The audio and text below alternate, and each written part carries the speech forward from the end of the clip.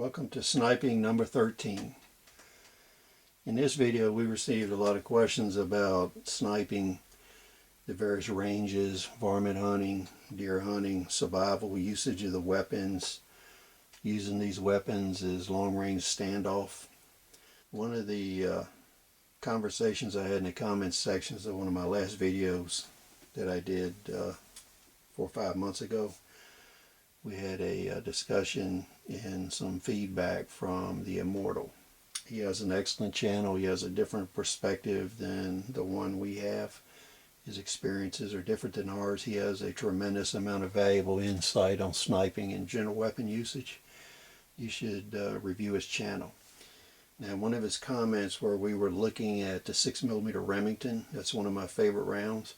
That is not a easily available round. It's seasonally available during deer season, and it's not as common as some of the other rounds you can get. And one of the interesting comments he made was for the average person to be able to secure ammunition for their choice of urban or close range sniping weapon from Walmart. Now, this is a very interesting fact. Walmart does carry a lot of ammunition and weapons, as does Kmart. In our area, Rose's used to be a big provider of firearms. And over the years, Sears and Roebuck and a lot of other stores carry firearms. In the firearm community, especially among gunsmiths, one thing is known. A lot of the rifles you buy from high-end retailers, they have a higher percentage of bore concentric drilling issues, where the center of the bore is not concentric with the outside of the barrel. You have some issues of scope mount alignment, where the holes that are drilled and tapped are not properly centered. You have more stock bedding issues, and most of these guns have lighter barrels. And the percentage of straightened barrels is high. We're looking at guns that are sold at big box stores, whether it's Walmart, Kmart, or any of the others. We look at the ammunition and weapons available there. These weapons and ammunition are sufficient for sniping and general use out to about 500 to 600 meters, depending on the cartridge. What you'll notice is they don't sell match ammunition, and they don't sell many heavy barrel, accu-sized weapons, guns that are set up as varmint rifles, Varmit Specials. These guns will bridge the gap to about 1,000 meters, depending on the hit probabilities you want to go for.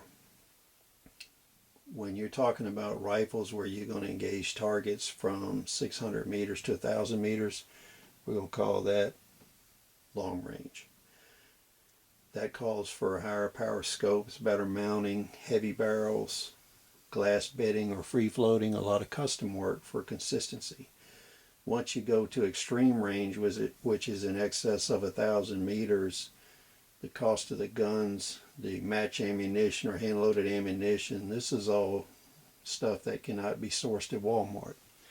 In the conversation with Immortal, we were discussing urban sniping. And in a lot of ways, urban sniping is limited to 400 meters or less. These kind of weapons are well suited to that. So what we're going to do here is look at rifles for different ranges. The first one here we're going to look at, this is a Mauser. It's chambered in caliber .223 Remington. You'll notice here this has a standard lightweight barrel. This is a lightweight gun. It's an excellent weapon. It is accurate to about 500 yards, but you can see if you were going to use this as a standoff weapon, which is one scenario in a survival application where you're trying to hold a group off at long range while you retreated, the weight of this barrel, it would heat fast and you get change of zero. And this gun here is fitted to the wood stock, which gives you normal hunting accuracy. A gun like this particular gun will run from 1 MOA to 2 MOA, but this is in a varmint caliber. That's why it's more accurate. If you were looking at a 30-06 or 270 or a 308, you could expect anywhere from a 2 to 3 inch group. The next group up are varmint rifles. This is a Savage Model 112. You can see here this is a heavier fluted barrel. This is an excellent weapon for varmint hunting. This particular gun is chambered for 25-06. This is a greatly underrated, unappreciated long-range round. It's very comfortable to shoot, has a low flat trajectory. When you're looking at these Savage 112s, the early ones are single shot, where the action is solid in the bottom here to give it more accuracy. In a previous video, we showed you a Model 112 that was older in 220 Swift that was single shot and had a solid bottom in the receiver to reduce flexing. The more modern Savage 112s are set up as repeaters so that you can fire 4 to 5 rounds depending on the cartridge. Early model Savage bolt actions had a round back receiver. The newer ones have a flat back, so they use different scope mounts. You have to know whether you have a round back or flat back receiver. But in this gun, you can see this is a free floated barrel. It's a heavy bull barrel, and it is set in a synthetic stock at the factory. Savage guns are known to be very accurate, and they're within the price range of the working man. This gun, with good hand loads, could take you to 1,000 meters with no problem.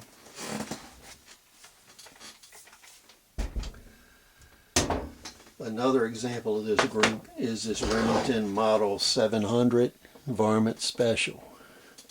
This gun has a heavy barrel, but it's not so heavy that it makes portability limited.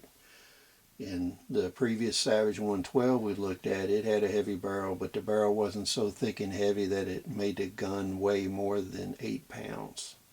So what we're going to say is our Varmit Special, in our long range out to 1,000 meters, the gun should weigh in the neighborhood of 8 to 10 pounds, depending on the caliber.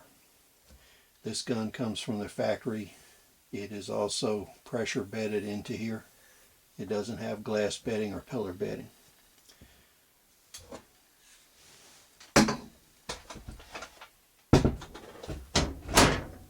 Now we're going to get to extreme range shooting. These two guns that we're going to look at next were custom built. One thing about long range match shooting, bench rest shooting, a lot of the owners of these rifles will keep favorite rifles, and when they pass away they become available in estates. And what happens is, over the years, the calibers of choice have changed. But for our purposes, they're all usable for us. What we have here is a Czech CZ action here with a custom heavy barrel. This gun weighs about 12 to 14 pounds, depending on scope mount choices. It is a repeater. It has a bench rest stock set on it. This gun is designed to shoot matches where at 1,000 meters you can shoot 20 or 30 rounds without shifting and loss of zero. Now, one thing to keep in mind here, this gun, as you can see here, we'll zoom in. This is glass bedded to increase the accuracy and stiffness of the barrel. You can see these little lines here of glass bedding that's in here. This is AccuSize. Guns like this are in the $2,000 price range. A lot of times you can find guns like this in the States, and they will be chambered in older match cartridges like 30-06, 308. They won't be using the newest, latest rounds that are, popular today, but the components are readily available, and for our purposes they're very usable. This last one here that we're going to look at, this is a Mark X Mauser action, and it has a full-length heavy barrel. This gun weighs about 14 pounds. It has a large 20-power externally mounted scope. This gun was modified for single-shot use, and the action was stiffened. It too was glass bedded. It has custom scope mounts. We'll zoom in and show you that. This gun has custom made scope mounts that are made into the barrel. There's a ring cut on this barrel, and then up here you can see the block is actually mounted onto that ring. It is soldered, silver brazed into place. This is an excellent long-range weapon. It happens to be chambered for 30-06 match ammunition. Therefore, we can get this ammunition, we can get match ammunition, and we can also hand load for this weapon. This gun, because of the heavy barrel on it, it will fire 30 or 40 rounds at long range successfully without much dispersion. So this would be a useful support weapon if you were using it as a standoff weapon instead of a straight sniping weapon. Now the difference between these two weapons, this first one we looked at, the CZ. The first gun we looked at here, the CZ, this is chambered for a 6.5 284 Norma. This gives you quite an advantage at long range. When we compare these two guns in their cartridges, the 30-06 match round, when it is zeroed at 100 meters, it has approximately 400 inches of drop at 1,000 meters.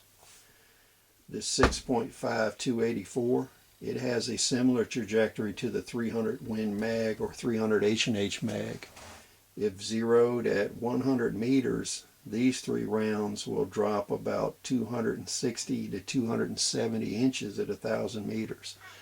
This is almost half the trajectory of the 30-06 or 308.